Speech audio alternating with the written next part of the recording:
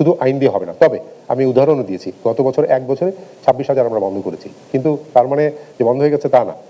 প্রতিনিয়ত এই একটা পর একটা আসছে, অন্য একটা প্রোগ্রামের ফাঁকে অ্যাড হিসাবে চলে আসছে। আমরা এখন যেটা নিয়ে কাজ করছি ভাবুন তো, একটি দেশ যেখানে জুয়া আইনত নিষিদ্ধ, তবুও প্রতিদিন হাজার হাজার মানুষ মোবাইল ফোনে বাজি ধরছে, কোটি কোটি টাকা দেশের বাইরে চলে যাচ্ছে, তবুও কারো কোনো মাথা ব্যথা নেই। প্রশ্ন হলো, যদি জুয়া অবৈধ হয় তাহলে এটি বন্ধ হচ্ছে না কেন?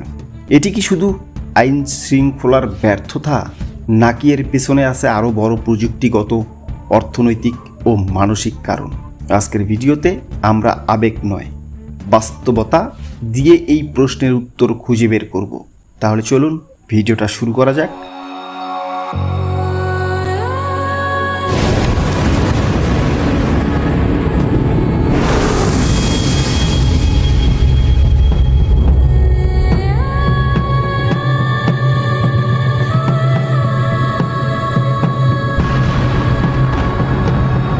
জুয়ার রূপ বদলে গেছে।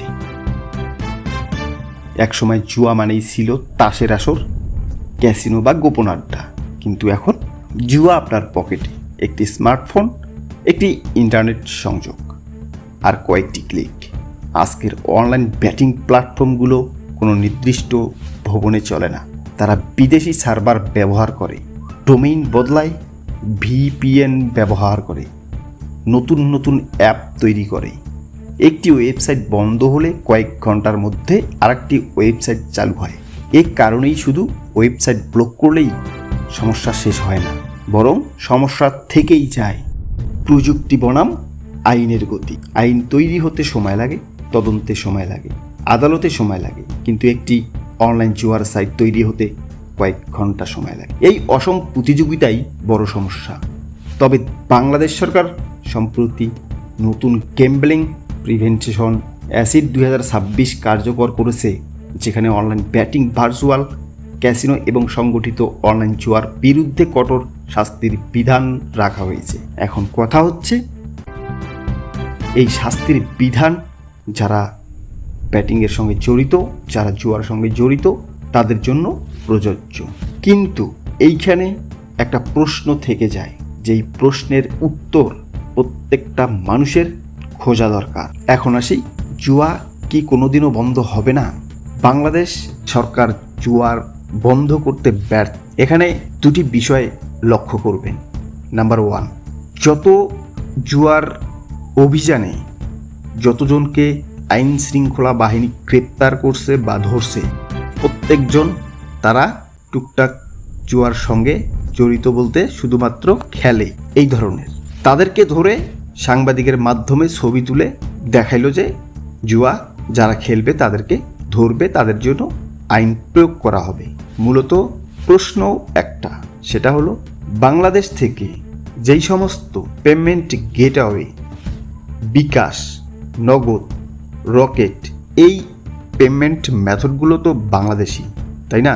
আপনি, আমি, আমরা সবাই জানি যে এই সমস্ত পেমেন্ট মেথড বাংলাদেশি।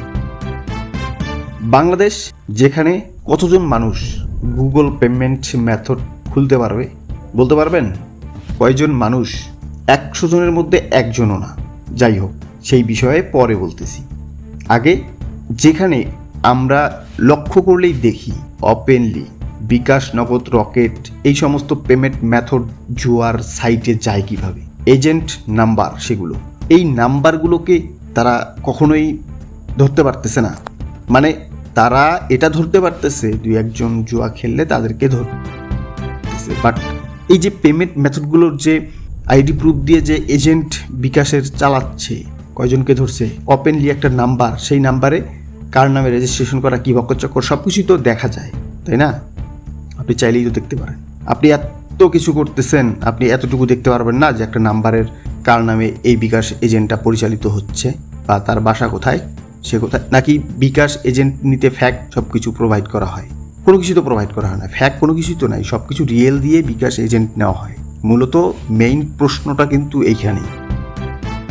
আপনি আমার এই প্রশ্নটাকে কতটুকু সিরিয়াসলি নেবেন, সিরিয়াসলি নেবেন না, সেটা আপনার ব্যাপার। কারণ আমি সিরিয়াসলি এটা নিচ্ছি যে হ্যাঁ, যখন বিকাশ নগদ রকেটের মতো পেমেন্ট মেথডগুলো জুয়ার সাইটগুলোতে থাকবে না, কয়জনে আপনার আদার্স বাইন্যান্স অ্যাকাউন্ট খুলবে বা মানে ক্রিপ্টোকারেন্সি কয়জন খুলবে, খুলে কয়জন ডিপোজিট করার প্যারাতে যাবে বলেন আপনি আমাকে যে কয়জন মানুষ এই সমস্ত ঝামেলা জড়াবে, অটোমেটিক জুয়ার বিস্তার কমে যাইতো। কিন্তু কেন জানি না, শুধুমাত্র যারা খেলে তাদেরকে দু একজনকে ধরে কি প্রমাণ করতে চায় সেটা তারাই ভালো জানে, তাদের আইন ভালো জানে। প্রশ্ন একটাই যে এই সমস্ত বিকাশ নগদের মালিক যারা যারা এই সমস্ত চালাইতেছে তাদের লোকেশন তারা কখনোই পায় না। তাদের সাইবার ক্রাইম বলেন আর যেটাই বলেন না কেন, তারা এগুলা চোখে দেখে না, তারা এগুলোকে তাদের ব্যর্থ প্রযুক্তি বলতে পারেন। এটা লিখিত দিব আমি, এটা ব্যর্থ প্রযুক্তি। কারণ প্রত্যেক জেলা থেকে যদি একজন দুজন করে এজেন্ট ধরতো, বাকি যেগুলা ছিল ওরা ভয়ে সেখানে কাজ করা ছেড়ে দিত, অটোমেটিক কমে যাইতো জুয়া। সেটা না করে তারা যারা খেলে তাদেরকে দুই একজনকে ধরে ছবি টবি তুলে ছেড়ে দেয়। এটা কোনো হইল? এভাবে কখনোই জুয়া। আর আমি এটা জানি এরকমটা এর আগেও অনেক হয়েছে, হয়েই আসতেছে, হয়তোবা বর্তমান একটু বেশি হচ্ছে, কিন্তু সম্ভব না কখনোই জুয়া বাংলাদেশের যত মানে আইন কানুন যতই কিছু করুক না কেন এটা বন্ধ করতে পারবে না। হ্যাঁ, এভাবে করে কখনোই আইন কানুন প্রয়োগ করে কোনো সময় ক্রাইম বন্ধ হয়? ভাই মার্ডারের ক্রাইম, মার্ডার করলে ফাঁসি, এটা আমি জানি, কিন্তু কি মার্ডার হয় না? অবশ্যই হয়। মার্ডার করলে ফাঁসি হবে এটা আমি জানি, কিন্তু মার্ডার তো হয়। এই জন্য যত বড় আইন যত কিছুই করুক না কেন, হ্যাঁ, এটা কখনোই সম্ভব না, এটা বন্ধ করতে পারবে না। কারণ বন্ধ করার যদি চেষ্টা করতো তাহলে অবশ্যই বন্ধ করা যাইতো। বন্ধ করার চেষ্টা নাই তাদের। যদি একটু ভেবে দেখেন বিষয়টা, যে আসলেই তো বিকাশ নগদ এই পেমেন্ট মেথডগুলো কি, বিকাশ ব্র্যাক ব্যাংক, সেটা অনলাইন জুয়ার সাইটে কিভাবে গেল? আর বিকাশ যে এজেন্টটা দিচ্ছে, কাকে দিচ্ছে? তার লেনদেন কি মামু মাল ঠিকই কামাবে, কিন্তু মালের দিক দিয়ে সবাই ঠিক, মাল কামানোর দিক দিয়ে সবাই ঠিক। আমি শুধুমাত্র এটাই বলতে চাচ্ছি যে বাংলাদেশ থেকে কেন জুয়া কখনোই বন্ধ হবে না। বন্ধ হয়ে গেলে কোথাও না কোথাও একটা ঘাটতি থেকে যাবে। এই জন্যই এই ঘাটতিটাকে কখনোই থাকতে দেওয়া হবে না। এই জন্য বাংলাদেশ থেকে জুয়াও কখনো বন্ধ হবে না। যদি আপনার মতামত যদি থেকে থাকে কোনো, নির্ভয়ে আপনি কমেন্টে জানাতে পারেন, আপনি আপনার মতামত কমেন্টে তুলে ধরতে পারেন। আজকের ভিডিওতে এতটুকুই বলার ছিল। হ্যাঁ, পরবর্তী ভিডিওতে দেখা হবে, ভিডিওতে কথা হবে। ততক্ষণ পর্যন্ত ভালো থাকুন, সুস্থ থাকুন, আল্লাহ হাফেজ।